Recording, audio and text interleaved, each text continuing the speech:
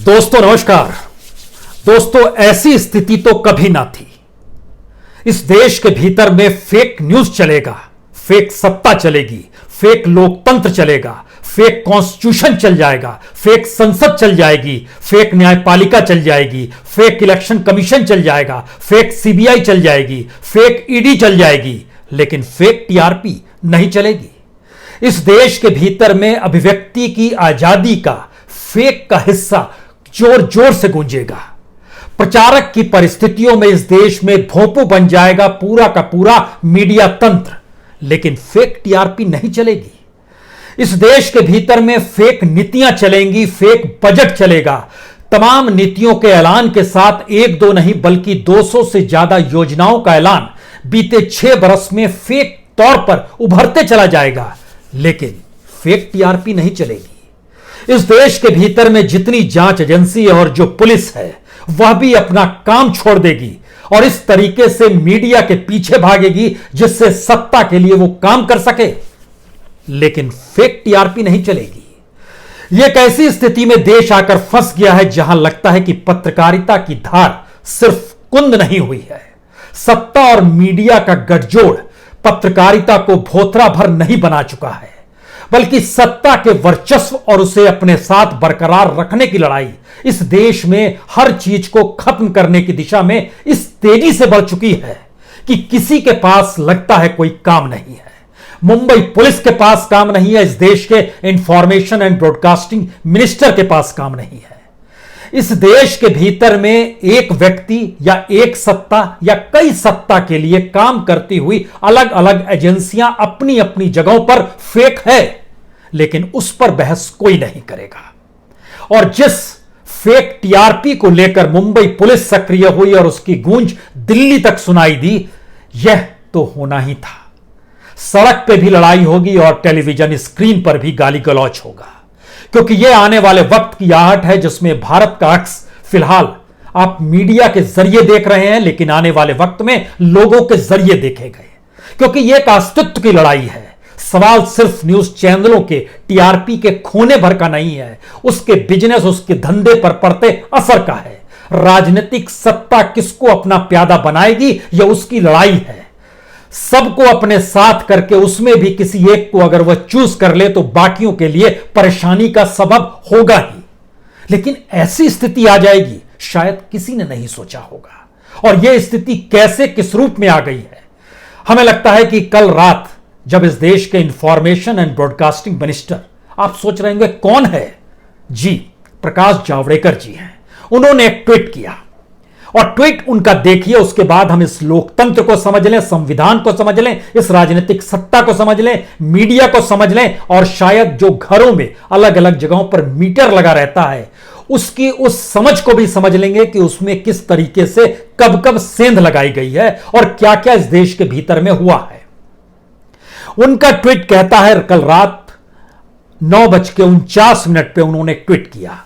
उसमें लिखा, free press is a defining feature of our democracy and a cherished ideal of the constitution. Trampling on media freedom will not be tolerated by people of India.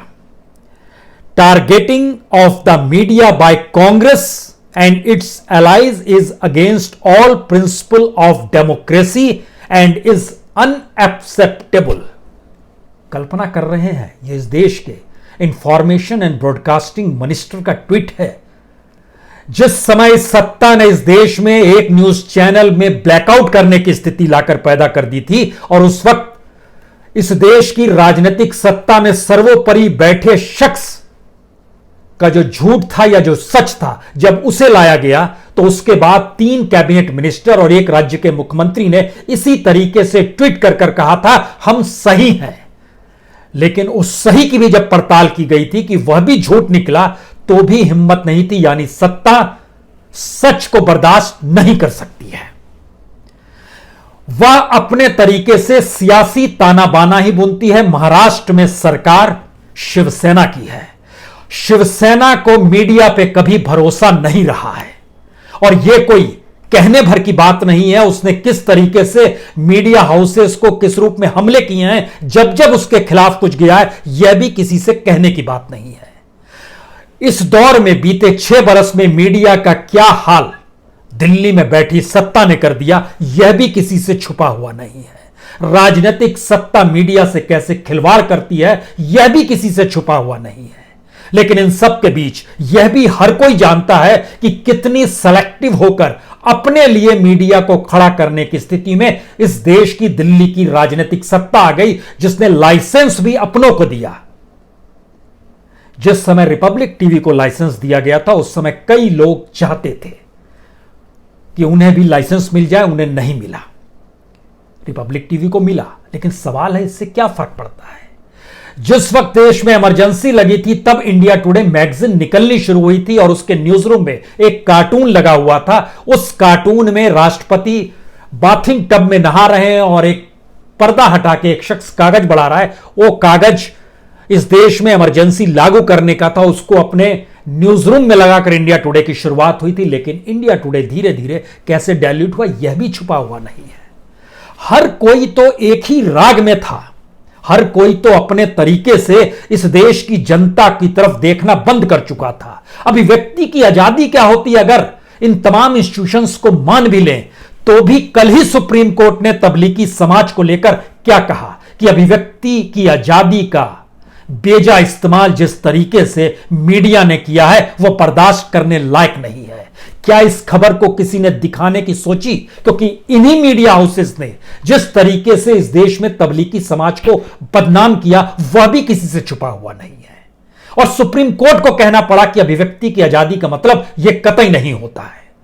अनूठा सच तो यह है कि अंतर्राष्ट्रीय तौर पर जितने इन्वेस्टर्स भारत आना चाहते हैं, वो भारत के मीडिया और मीडिया ट्रायल को देख के हड़बड़ाए हुए हैं, घबराए हुए हैं। और वो राजनीतिक सत्ता के अनुकूल कैसे रंग बदलते हैं, इसको लेकर अंतर्राष्ट्रीय मंच पर भी बहस हो रही है।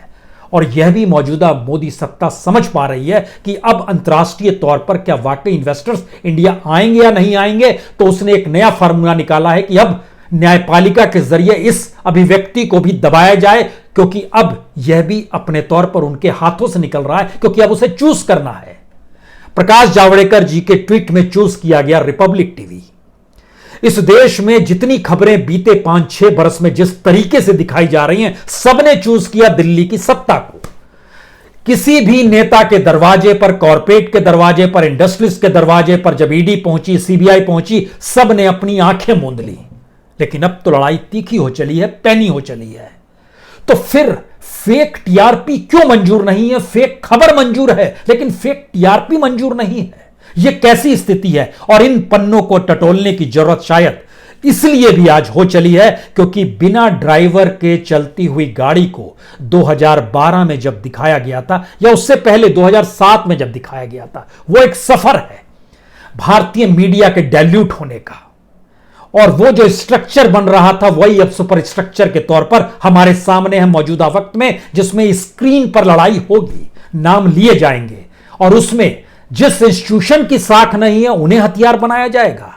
मुंबई पुलिस के पास बीते 6 महीनों में 5000 एफआईआर लंबित पड़े हैं, उसने कोई कार्रवाई नहीं की। लेकिन 24 घंटे के भीतर जैसे ही टीआरपी और टेलीविजन और न्यूज चैनल का मामला था, वो कार्रवाई कर लेती है। कमाल की स्थिति है। और यह स्थिति धीरे धीरे इस देश को अपने साथ कैसे गोते लगाएगी, इसकी स्थिति को जरा समझने की आज कोशिश कीजिएगा। क्योंकि यह एक ऐसी परिस्थिति है जिसमें यह चाहती है सत्ता कि हर कोई इसी में गोते लगाते हुए खत्म हो जाए। इस देश में हर कोई लड़ता भिड़ता हुआ नजर आने लगे। सबने अपनी साख खुद गंवाई है, किसी की क्रेडिबिलिटी बच नहीं पा रही है, तो कौन सी लड़ाई लड़ेंगे? पुलिस कमिश्नर से वो कहता है एक शख्स चैनल पर खड़े होकर कि रिपब्लिक के एडिटर इन चीफ को आप सम्मन कब भेजेंगे? तो फिर रिपब्लिक का एडिटर इन चीफ खड़े होकर कहता है कि इंडिया टुडे के मैनेजमेंट को आप कब सम्मन भेजेंगे, कब आप गिरफ्तारी करेंगे? वो भी नाम लेता है। हर कोई एक दूसरे का नाम ले रहा है। ऐसी स्थिति तो कभी नहीं थी।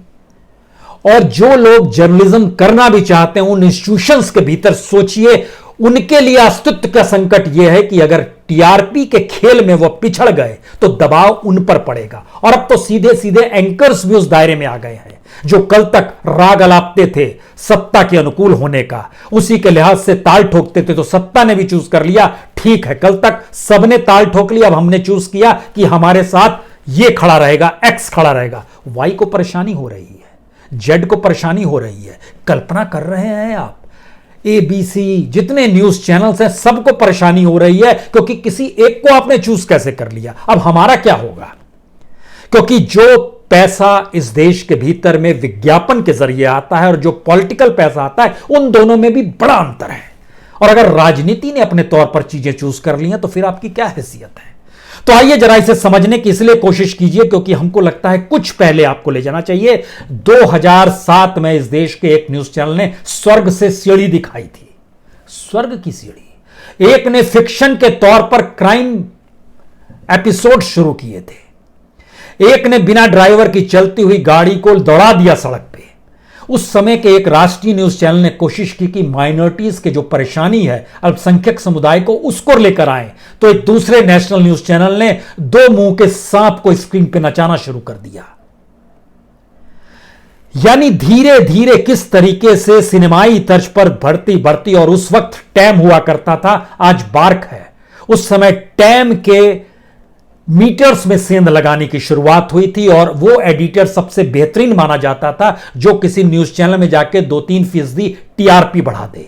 और उसके बाद मीटरों की सेंध लगाने में जो सेल्स और मार्केटिंग के लोग रहते थे वह लग जाते थे। और ये टैम के दौर में भी हुआ, टैम का रिफॉर्म होते हुए जब बार्क तक स्थिति पहुंची तो वहां भी यही हो गया। लेकिन इससे फर्क क्या पड़ता है जनता को?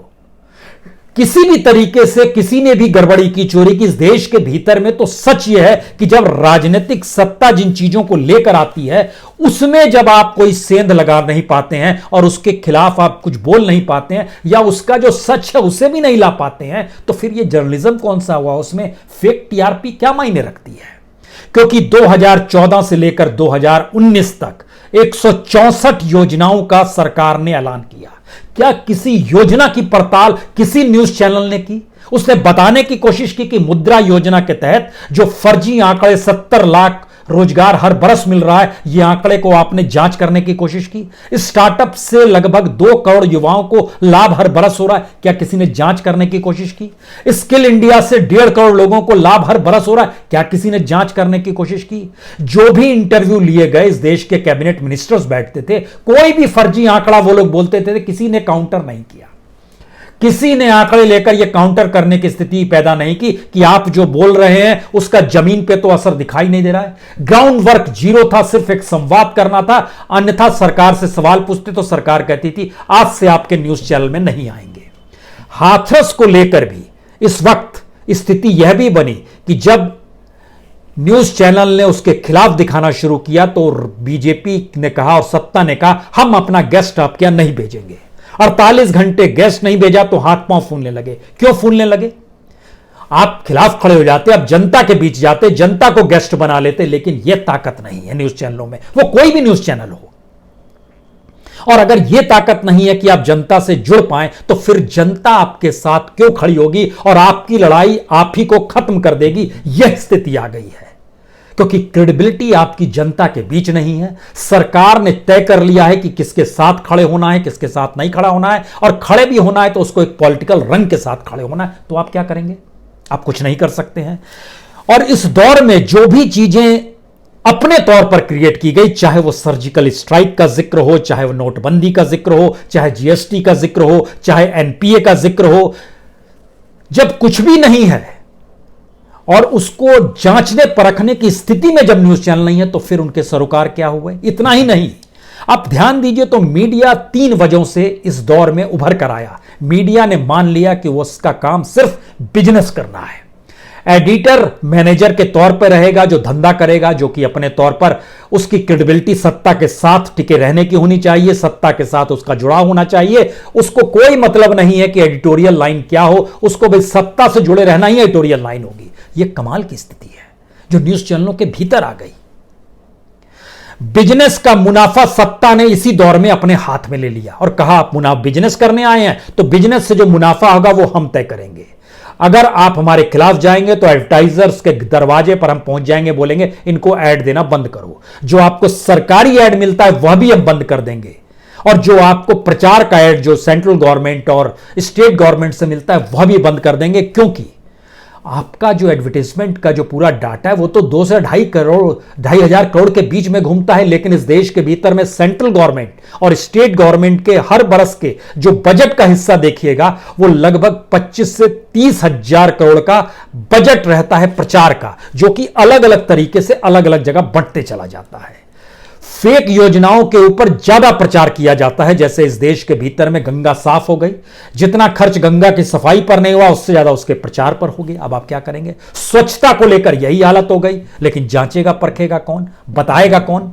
क्योंकि यहां तो एड से चीजें चलनी है, क्योंकि बिजनेस है। बिजनेस मॉडल बिजनेस के जरिए मीडिया में अगर आ गया तो उस वहां पर जर्नलिज्म खत्म हो गया और हम लड़ाई लड़ेंगे कि फेक टीआरपी क्या है। फेक खबर दिन भर चल रही है, लगातार ड्रामा हो रहा है, तमाशा हो रहा है, सर्कस हो रहा है, लेकिन खामोशी बरतेंगे और फेक लड़ाई में झटके में पुलिस शामिल हो जाएगी, इंस्टीट्यूशन शामिल हो जाएंगे, अपने तरीके से गवर्नमेंट भी शामिल हो जाएगी, मंत्री भी शामिल हो जाएगा और सब चिल्लमपो इसी बात को लेकर करेंगे। और ये लड़ाई है, ये तो कमाल की स्थिति है।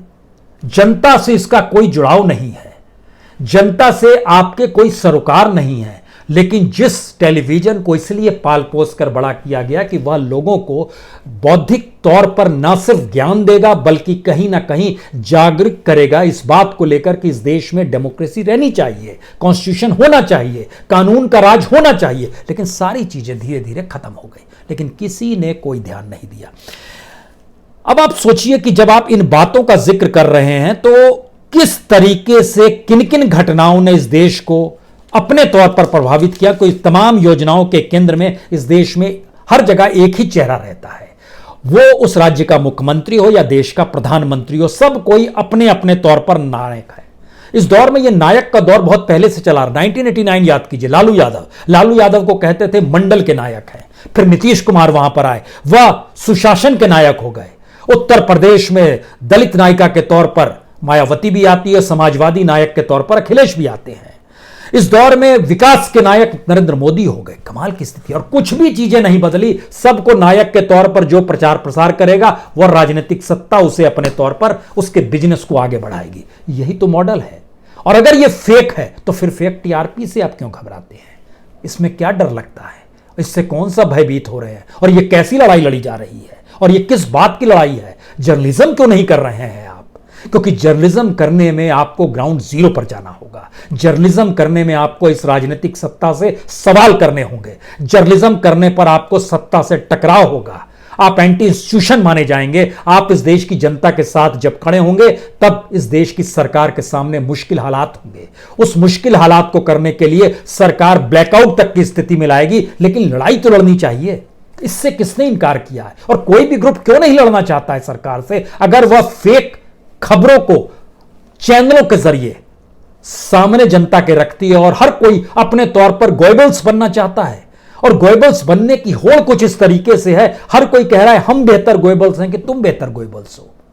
गोएबल्स हिटलर का व्यक्ति था जो प्रचार प्रसार किया करता था और इतने प्रचार प्रसार से डरा देता था कि सामने वाला शख्स गोएबल्स की फिलॉसफी को ही मान लेता था कि यही सच है। यही काम तो मौजूदा वक्त में मीडिया कर रहा है। और पूरे की पूरी परिस्थिति में देखिएगा तो हर स्टेट के जो कैबिनेट मिनिस्टर्स हैं वो नहीं चाहेंगे कि किसी भी तरीके से उसके मुखिया की बदनामी हो, चाहे पॉलिसीज गलत क्यों ना हो, क्योंकि मुखिया अगर हट जाएगा तो फिर उनकी रोजगार भी बंद हो जाएगा, नौकरी चली जाएगी। यही स्थिति इस देश के भीतर में सेंटर की भी हो गई, स्टेट की भी हो गई। तो जो जिस बात से जुड़ा है उसको बनाए रखने के लिए वह दम निकाल देता है। और हम फेक न्यूज की परिस्थिति से आगे निकलकर फेक टीआरपी में जाकर फंसे हैं। हमको लगता है कि यह जरा समझनी चाहिए कि इस देश में जो कॉरपोरेट और सरकारी विज्ञापन है उसकी भी लड़ाई है। इस देश के भीतर में जो डीएवीपी का विज्ञापन है ना, जो सरकार का होता है, 1,000 करोड़ का है। कॉरपोरेट का अपना विज्ञापन अपने तौर पर 2,500 करोड़ का है, लेकिन इस देश के भीतर में 30,000 करोड़ का विज्ञापन केंद्र और राज्य सरकारों का है। जो सरकार के विज्ञापन आते हैं उसमें तो मान लीजिए सरकार बराबर बांटती आई इससे पहले, लेकिन अब तो प्रचार ही सब कुछ हो गया, तो उसमें चूज एंड थ्रो करने लगी। वह जो लगभग 2000 से 2500 का जो विज्ञापन कॉर्पोरेट का है, इंडस्ट्रीज का है, या कहिए जो प्रोफेशनल विज्ञापन आते हैं, इसमें टॉप 2 जो रहते हैं न्यूज चैनल्स, उनके पास लगभग 40% चला जाता है, लगभग 900 करोड़ उन्हीं के पास चला जाता है। 1500 करोड़ में टॉप 5 न्यूज चैनल्स आ जाते हैं, उन्हीं की लड़ाई पैसे को लेकर शुरू हो जाती है। और टीआरपी मापदंड है एडवर्टाइजमेंट पाने का कि हमारी देखिए पहुंच पकड़ ज्यादा है, और सरकार का खजाना खाली है, तो यह लड़ाई और तीखी हो गई। और यह तीखापन होते होते ऐसी स्थिति में आ गई जिसमें पुलिस को भी लगा कि उसको नाकामी छुपाने के लिए वह भी अब इस दिशा में बढ़ जाए, जो चीजें लोकप्रिय हैं, जो चीजें बदनाम है, जो चीजें अपने तौर पर 5 सितारा जीवन जीती है और इस समाज को चकाचौंध में प्रभावित करती है, उसी के भीतर घुस जाया जाए। और यही ध्यान दीजिए तो हो भी रहा है।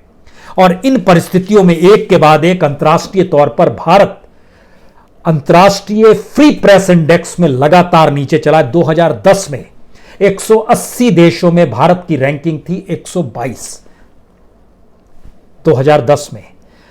यह बढ़ते बढ़ते आज की तारीख में 142 पे आ गई है। लगातार डिटोरिएशन है, और 2012 के बाद से स्थिति ऐसी डिटोरिएट की है कि 2010 के बाद से, खासतौर से 2010 में 122 थी, 2012 में 131 हुई, और उसके बाद तो स्लोप करते करते यह 142 तक पहुंच गई है।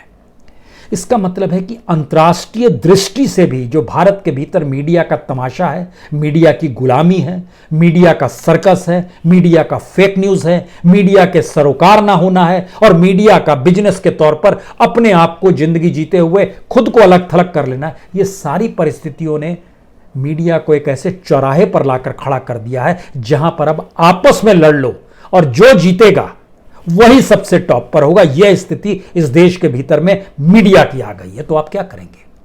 किस बात का रोना रोएंगे, और किस बात का रोना आपको रोना चाहिए?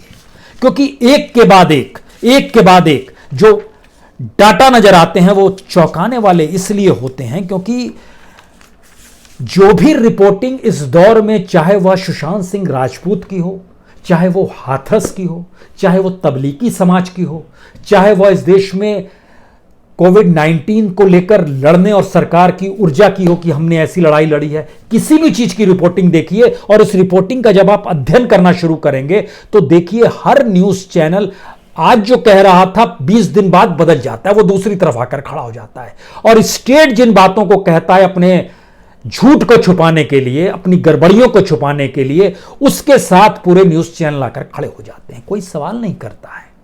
तो जब आप सवाल ही नहीं करते हैं तो फिर पत्रकारिता की धार भोथरी हो गई, कौन पूछेगा? और मीडिया सत्ता गठजोड़ ने कुंद कर दिया पत्रकारिता को, कौन पूछेगा? मेन स्ट्रीम मीडिया की चमक दमक खत्म हो गई, कौन पूछेगा?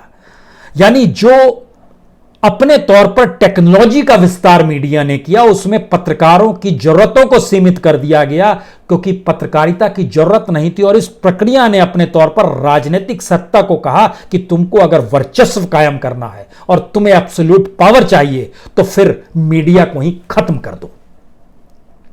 और ध्यान दीजिए, हो यही रहा है। इसमें फंसा जाए या इसके आगे बात की जाए, यह सोचिए अब जरूर, क्योंकि इस मीडिया के जरिए अपने वक्त को जाहिर मत कीजिए। यह मीडिया दरअसल अपने अपने तरीके से कहीं वजीर के तौर पर सत्ता के लिए है, कहीं प्यादे के तौर पर है, लेकिन यह सब कुछ अपने बिजनेस और धंधे के लिए है। और यह लड़ाई जो चल रही है वो सिर्फ अपने आप को बचाए रखने के लिए और अपनी क्रेडिबिलिटी के लिए, क्रेडिबिलिटी खो चुके इंस्टीट्यूशन के साथ खड़े होकर राग अलापने की है। अब सोचिए, मुंबई पुलिस में पुलिस कमिश्नर एक प्रेस कॉन्फ्रेंस करते हैं, उसके बाद ज्वाइंट कमिश्नर जब आते हैं तो वो क्या करते हैं? वो कहते हैं कि एफआईआर मत देखिए, वो कहते हैं कि जो एक्यूज्ड हैं और जो विटनेस हैं उनसे जब हम पूछताछ कर रहे हैं तो उसमें तो कुछ और नाम लिया जा रहा है, एफआईआर में कुछ और नाम है। गजब की स्थिति है ये। फिर भी हम भरोसा कर रहे हैं क्योंकि जो विटनेस और एक्यूज जो कह रहे हैं उससे एक चैनल को फायदा हो रहा है, एफआईआर में जिस चैनल का नाम है उससे दूसरे चैनल को फायदा हो रहा है। अब इसी में फंसे रहिए। कोई नहीं कहेगा कि मुंबई पुलिस ने इस दौर में कोई काम नहीं किया और नालायकी की है। वाकई यह स्थिति आई है। अगर ऐसी स्थिति आ गई है तो फिर करेंगे क्या? इंस्टीट्यूशंस खत्म हो गए। मीडिया तो फोर्थ स्टेट था जिसे इन सारी चीजों को बताते हुए इस देश की डेमोक्रेसी को बचाना था, उसे ही हाशिए पर ढकेल कर उसे तमाशा बना दिया गया। यह स्थिति तो आ गई है। बहुत बहुत शुक्रिया, बहुत बहुत शुक्रिया।